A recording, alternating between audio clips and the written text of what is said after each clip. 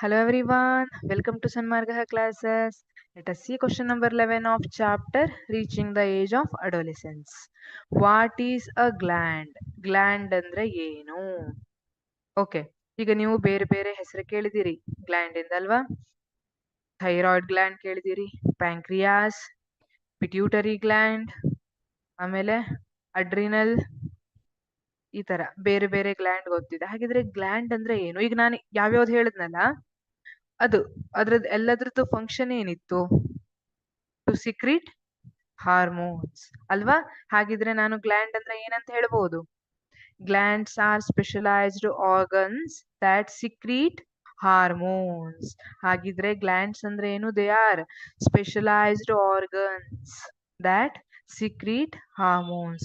ಯಾವುದು ಹಾರ್ಮೋನ್ಸ್ ಅನ್ನ ರಿಲೀಸ್ ಮಾಡುತ್ತೆ ಅದನ್ನ, ಆ ಸ್ಪೆಷಲೈಸ್ಡ್ ಆರ್ಗನ್ ಅನ್ನ ಏನಂತ ಕರಿತೀವಿ? ಗ್ಲ್ಯಾಂಡ್ ಅಂತ ಕರಿತೀವಿ.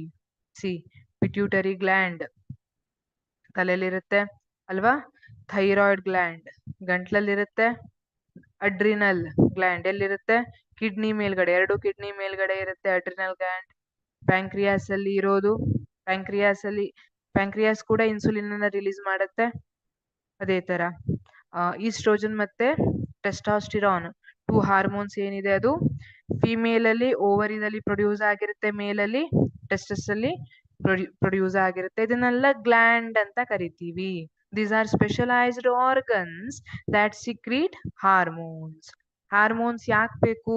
ವಿಚ್ ಈಸ್ ವೆರಿ ನೆಸೆಸರಿ ಅಲ್ವಾ? ನಮ್ಮ ಬಾಡಿ ಕರೆಕ್ಟ್ ಆಗಿ ಫಂಕ್ಷನ್ ಮಾಡಬೇಕು ಅಂದ್ರೆ ನೆಸೆಸರಿ ಇರುತ್ತೆ.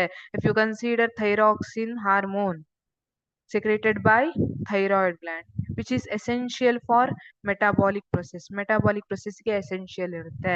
ಪಿಟ್ಯೂಟರಿ ಗ್ಲ್ಯಾಂಡ್ ಇಂದ ಗ್ರೋತ್ ಹಾರ್ಮೋನ್ ರಿಲೀಸ್ ಆಗುತ್ತೆ. The name itself saying it is essential for growth ಅಲ್ವಾ? ಬಾಡಿ ಗ್ರೋತ್ ಗೆ ಪಿಟ್ಯೂಟರಿ ಗ್ಲ್ಯಾಂಡ್ ರಿಲೀಸ್ ಮಾಡೋ ಗ್ರೋತ್ ಹಾರ್ಮೋನ್ಸ್ ಎಸೆನ್ಷಿಯಲ್ ಇರುತ್ತೆ. ಈ ತರ ಹಾಗಾಗಿ ಇಲ್ಲಿ glands are specialized organs that secrete hormones.